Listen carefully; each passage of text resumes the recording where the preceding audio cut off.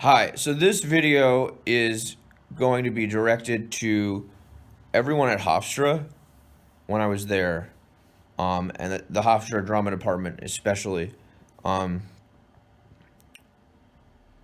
because what happened with me in college was my freshman year, everything was pretty good. I was on an antidepressant that I've been taking most of my life, but everything was good. It was working, and I had a girlfriend who was going to Hofstra with me, who I went to high school with. So we were always, it was great because we were just hooking up a lot. Um, but not just that. Even that sounds like condescending. That like I don't like the drama department. I just liked that, which is not true. Anyway, so the freshman year, I think I was pretty good getting along with people for the most part. And then what happened is, and I think I've spoken to some people about this, but what happened was the summer after my freshman year of college, I got very bad post traumatic stress disorder from this incident involving bullying from this one person and also from his friend. And his friend actually was basically my closest friend for most of my life. So the two people involved were my friend's friend, who was a dick, and my friend, again, that who was like, had been like my best friend for years and years and years and years and years. So it felt like he was betraying me. And I got really bad PTSD from this one incident. Um, Now the thing is that at the beginning of this summer, after I broke up with my girlfriend, I forgot to mention that after my freshman year, I broke up with her because because I didn't want to. She was my first girlfriend. I lost my virginity to her. I wasn't going to stay with someone for the rest of my life who the first girlfriend. But it was cold. She took it very. She was upset, and it makes sense. Um, so I also went off my medications, my antidepressant, at the beginning of this summer, because I felt like I could now deal with it on my own. I probably shouldn't have, in retrospect, because of all the shitty things that I'm about to tell you about happened when I did that. But I did. The thing is, though, that summer before this PTSD incident, I actually had more motivation and energy and lack of depression than I ever had in my entire life when I went off my medication. I felt great for about 4 or 5 months, and that culminated and ended in this episode where I got PTSD. So the PTSD comes on slowly. I got very angry at this one person, and it was at the beginning of the summer. And by the end of the summer, I was really in the throes of very intense post traumatic stress disorder where I kept going in my head over and over and over again. What happened? Why did I get PTSD? Specifically with this bully, what happened as part of this incident that caused the PTSD? Or what happened in this incident that really fucked with me? And I kept thinking about this incident over and over and over again, which is what you do when you have PTSD. Just imagine, I mean, this is a lot lighter situation, obviously, but imagine, like, the war veterans who come back and they keep replaying over and over in their head some incidents in the war where they just witness something that's so fucked up that they can't let it go. So obviously, I guess you could say, I feel so fucking like a pussy. I got a version of PTSD just from bullying. Ooh, I feel like such a pussy by saying that. When there's people who get it from war, but it's true. I did. I got this pretty bad PTSD. And I'm off my medications. None. And I go back to school at the end of the summer and I'm just in the throes of it. And I'm staying in this apartment. No, what apartment? What the fuck am I saying? Dorm room with this one guy in particular who was pretty shitty to people and to me. Another guy who was pretty cool, but he was very depressed and had very bad OCD. And one other person who was my roommate. And every time I went to school, or to classes, and I was hanging out with people in the drama department, I felt so awkward and so estranged and so embarrassed and a lot, and this was the PTSD, and I felt there were these kind of social conventions that I had been breaking my entire life, and now I was trying to follow them, if that makes sense. But as a result of me following them, it created a lot of anxiety that I was going to stop following them, that I was going to, something odd like this. Um, anyway, when it comes back down to the drama department and me feeling like I'm not getting along with people, I was trying. I had very bad PTSD. I was not on my antidepressants. I'd been on my antidepressants for like 10 years. I was trying. I wanted to be friends with people in the drama department. I love acting. Everyone in the drama department loves acting. Of course, I want to be friends with people who love acting. If it's my passion in life, and if it's your passion in life too, of course, I want to be friends with you. But I felt increasingly vilified. I felt I was being misunderstood. I felt, I don't know. Probably a lot of it just comes back to that I was off this antidepressant and then the PTSD thing.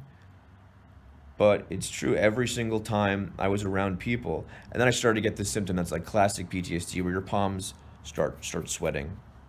Every time I was around people, I would get this palm sweating thing.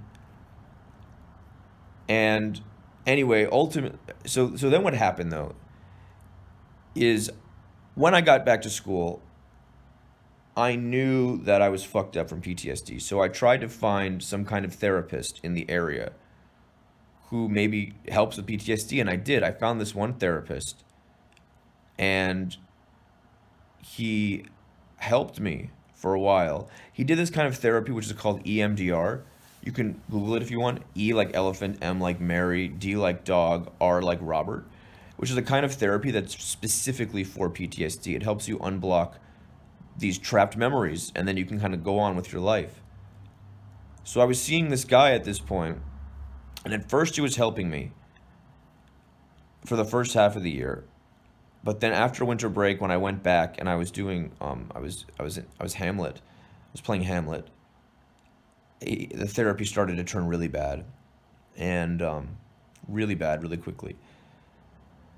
And anyway, yes. So maybe I'm getting ahead of myself. At the end of the sophomore year, first year, I went back home for the winter break. I had just booked the lead role in Hamlet, so I was happy. I was like, yes, this is what my college education, how it's paying off. Like I get to now play Hamlet in Hamlet. It kind of makes me going to Hofstra. It gives more meaning to it because it's like this is an opportunity that I get, just to do this in an educational setting. But so anyway, and the therapy is starting to turn bad. So I go back to school after winter break. I go back early because I'm analyzing all the text with an English professor, so I know what every word means.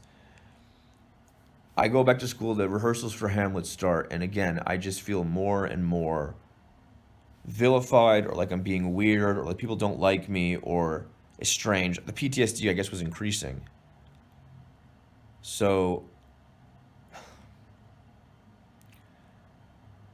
I treated a lot of people in the drama department, I think, pretty badly, but know that it was inadvertent. I was going through so much shit at this point in my life. And again, I wasn't on my antidepressant, and I felt like, I don't know. There's just this barrier that I felt was between me and everyone in the drama department. And again, know that that's not what I wanted. Um, and I should have been doing things like been part of clubs and organizations like, oh God, what's the name of like the drama department like club that's almost like a fraternity, but it's not a fraternity. I forget what it's called, but anyone from Hofstra knows what I'm talking about. I don't know why I didn't sign up and join that in freshman year. That doesn't make sense. Even when I was on medicine the freshman year, why did I not join this club? I don't know. I don't know why. I don't know. I should have. There's no reason for it. It's, I don't know. I don't know, I should have done it. And I should have been more friendly with people. I don't know why I was even this unfriendly. Um, I don't know why. It doesn't make sense. It doesn't make sense. It seems like I was deliberately almost making efforts to estrange myself from the drama department. And like I almost like I felt like I was too cool, which I didn't. Um, I don't know. It upsets me. I'm starting to get upset because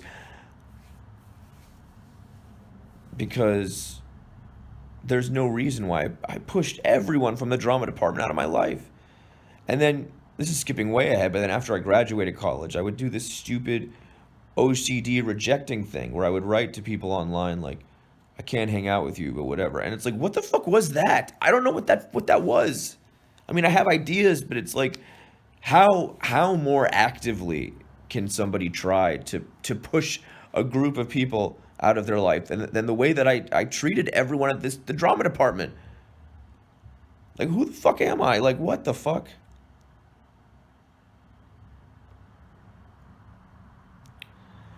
I had a lot of guilt and fear about being treated in college the same way I was kind of treated in high school, which was just, I was just looked at as like a loser.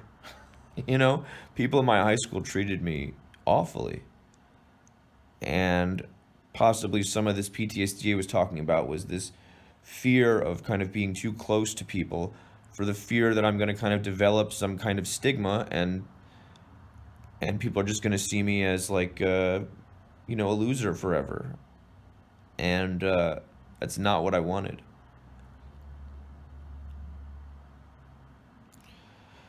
So I did Hamlet, and the therapy started to turn really bad.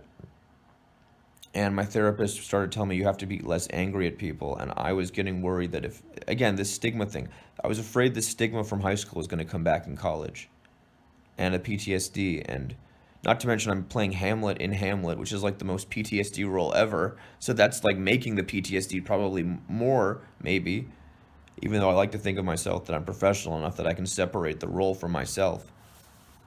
And I had a lot of fun doing Hamlet. I thought the other actors had fun too. Yeah, we had kind of a dickhead director, but that's what happens. Not just in in the acting business, but when you have any job and you have a boss that you don't like.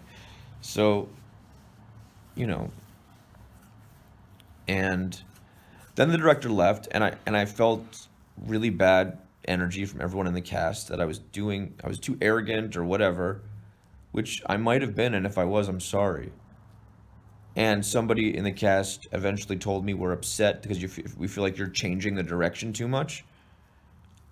And I might have been, but know that if I did it, what that wasn't intentional either. I was just kind of reveling in like the freedom I felt now that the director wasn't there anymore. Which that freedom is something you need to harness as an actor because if you feel any kind of restriction on freedom, it's much worse than if say I was, you know, going back on some of the stuff the director had told me, and now I'm worried about doing that. I mean, that's the death of any creativity. You have to of being an actor, especially being a theater actor, where the director's not going to be there fine tuning every detail. You have to be able to harness this freedom. And people were telling me that as a result of that, I guess I was changing too much of the direction. Now, I admit I did not like the director, but nobody did, right? But I still have respect for everyone in the cast. I have respect for myself. I'm trying to do the best performance that I can, like everyone else. I'm not going to try to sabotage it or fuck it up because of the director. I'm not a fucking psychopath. I'm not going to do that. And, but at the same time, I probably was communicating feelings of arrogance. But at the same time, even if I was, can you blame me? I mean, as a sophomore, I was cast as Hamlet in Hamlet. I mean, it's a role where I'm still not getting paid for it, but it's still like the most famous role of anything of all time, and I was a sophomore. I mean, it's the equivalent of like a sophomore, getting put for a sophomore basketball player getting pulled to play, in the I don't know anything about college sports, but getting pulled to play in the not JV but varsity where it's all seniors and whatever. So that's really what it is. So there was an arrogance there a little bit, and I tried to not be arrogant. I tried not to, but I don't know. And again, this is no excuse because as a professional, you have to learn to separate the art from the craft. But I mean, Hamlet, he is a fucking arrogant little shit for a lot of the play, and he's like that because he has to somehow deal with his emotional pain. I mean, all the scenes where he's talking to Rosencrantz and Guildenstern, or all the scenes when he's talking to the players, and he's like telling them exactly how to act. He is coming off as somewhat arrogant because he's breaking the kind of tradition of the family. He's a mental case. He's like a punk rocker compared to everybody else around him, and that's somewhat arrogant. But look, know that I did not mean to come across as an arrogant piece of shit. I didn't. I didn't. I didn't. And those fucking stupid Facebook messages I sent to people, oh, I can't be around you anymore. And those messages I didn't send to just people in my college. I sent those messages to anyone that I met, even after college. I pushed everybody out of my life, everyone, including my parents. Idiot, right? Stupid. There's no more.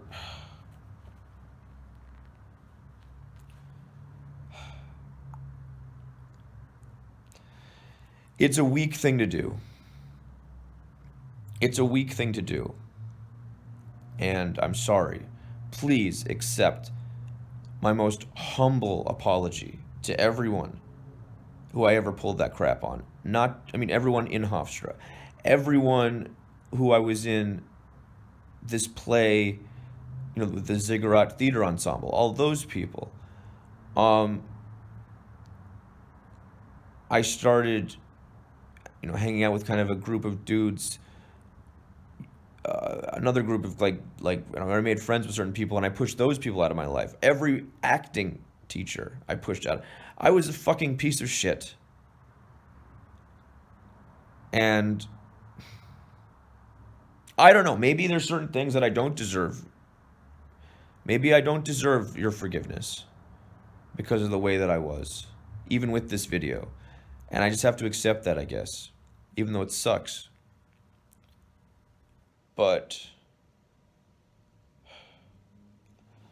I pushed everyone from my college out of my life, and instead of pushing away these people for so long, I could have been making art with them, collaborating with them, doing projects with them, enjoying our lives together, being artists. And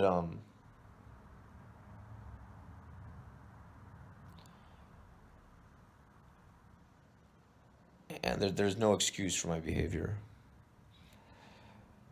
And there's no excuse for how I don't know.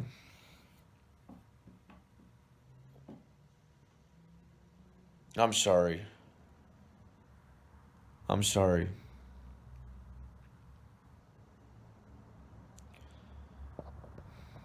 Hi, so at the end of the last clip, I kept saying I'm sorry, repeating it over and over again. It got too much. I think anyone watching this would have gotten the point that I'd said that, because I said that a bunch of times. I couldn't remember the last thing I wanted to say, so it was about the therapist who was helping me who was doing that EMDR therapy with me, who was telling me you have to try to be less angry while I was in Hamlet, and how I was worried that if I were to stop, that the stigma would come back that I had in high school. So what happened then is, with the therapist, I didn't give the conclusion to that. So he ended our therapeutic relationship with me in about April or May. He said, I can't help you anymore. And it was after one session where the time was up, and I was just like, and this is my fault, But I was like, the time was up, and I was like, no, we have to fix this today. If I go back to being around people, and I feel like this, or if I'm, it's gonna really fuck me up. So he was saying we have to leave, and I was saying I can't. Now, it still doesn't justify his reaction, which is eventually to sever ties with me, because it was just one time when I did that. I mean, if I was doing that multiple times, it makes sense, but it was one time. He had something wrong in his head, I think, because it culminated with him calling me evil. He said, Ben, you're evil. And then he severed ties with me. He said, you're evil. I can't help you. And he severed ties with me. So it's like, what do you do when your therapist calls you evil? And it was, the PTSD was getting so bad at that point. He not only did he sever ties with me, but he severed ties with me at the exact wrong time that was going to cause the biggest amount of emotional distress. And I probably even could have sued him at the time for emotional distress.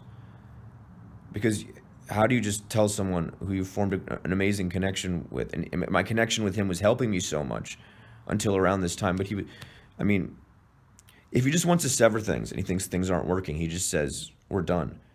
But he very clearly looked me in the eyes at one point and said, Ben, you're evil. And a therapist told me that. So how would that F somebody up? It would probably F up a lot of people. And he said it right after we developed a very, very good connection, but when I was so vulnerable to any criticism on his part. And he says at that point, you're evil, Ben.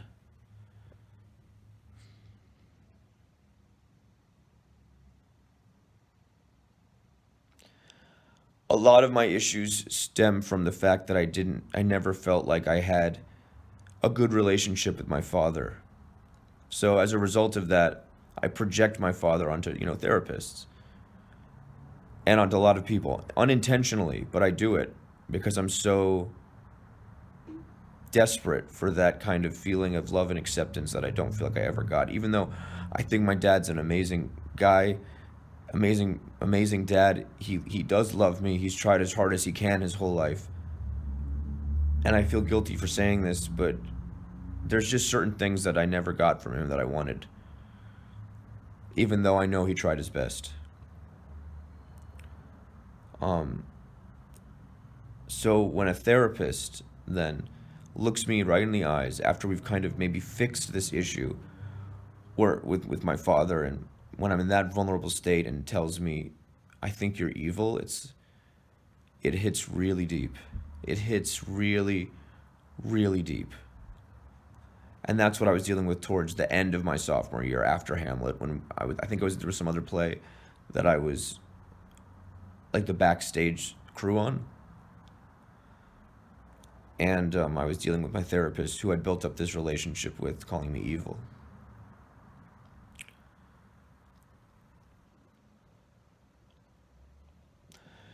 And then finally, one other thing. I remember someone else from the drama department, I'm not going to name names. I think this was also at the very end of my sophomore year. It might have been the next few years.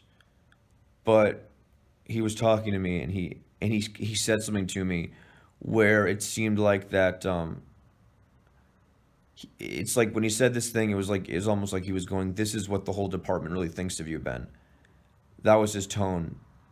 And he said, like, just like move to the mountains and just get away from all people, because you're just gonna fuck up everything with people forever, or something like that. But I remember he did use the words, can you just move to the mountains and stop bothering us? I think this actually might have been a text, or not a text, but a Facebook message he sent to me. Really cruel. Can you just move to the mountains and stop bothering us, people like who are trying in life or something? Just this really, really cruel statement. And if you said this, you know who you are. I'm not gonna name names, but how cruel of you. And yeah, these two things about my therapist abandoning me, and then this comment from this person. And then also a couple of the teachers in the drama department started to get angry at me. And